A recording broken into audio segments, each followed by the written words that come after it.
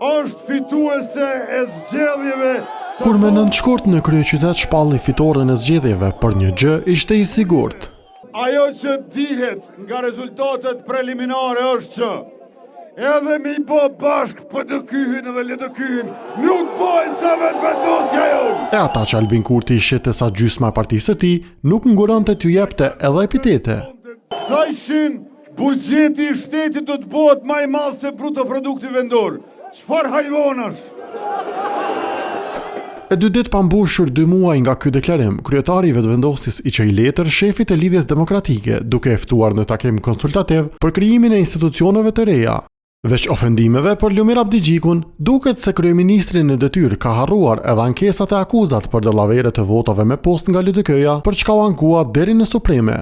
Një termin për të mërkurën e 2 tjerë për tajten ja la opsion Kurti Abdigjikut, veç se vendimi i këtij fundit të hënën së bëjditur, derisa nën kryetari Lutfi Aziri nuk e pasi ftesë serioze. Thash veprim politik, ku gjë tjetër, kështu që Lumir Abdigjiku, si kryetari i LDK-s, natyrisht që i zhvillon konsultimet e brendshme, natyrisht. Ndërkohë, shkuarja eventuale në tavolinën e bisedimeve për subjektin 35 vjeçar nga profesoresha Ferdita Maliqi po shihet si antiprincipiele. Është momenti me tregu a janë stabil në atë që kanë thonë, apo s'kanë parime kur është puna e pushtetit pranojnë me përbi edhe fjalën hajvan, veç me qenë në pushtet. Bile subjekti që doli i treti në votime, sipas saj, Kurtit i mbeti dera e fundit për koalicion.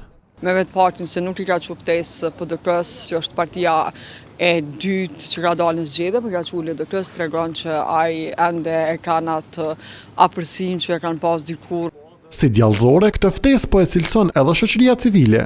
Don ta nxjerr viktim lëvizjen vetëvendosje dhe atë sikur po pengohet nga partitë serbe, në këtë rast influenca serbe në partitë minoritare, po edhe partitë shqiptare që janë bërë bashkë për ta penguar zotin Kurti ta bëjë qeverinë, diçka që nuk është e vërtetë. Një parafrem pas zgjedhor kishte pasur Albin Kurti me LDK-n edhe me 2019, kur zhvillonte takime me ish-kryetarin Isa Mustafa, të cilit i referohej si profesor, anëse në të kaluaren e akuzonte për veprime politike dhe e quante Argati i Serbisë.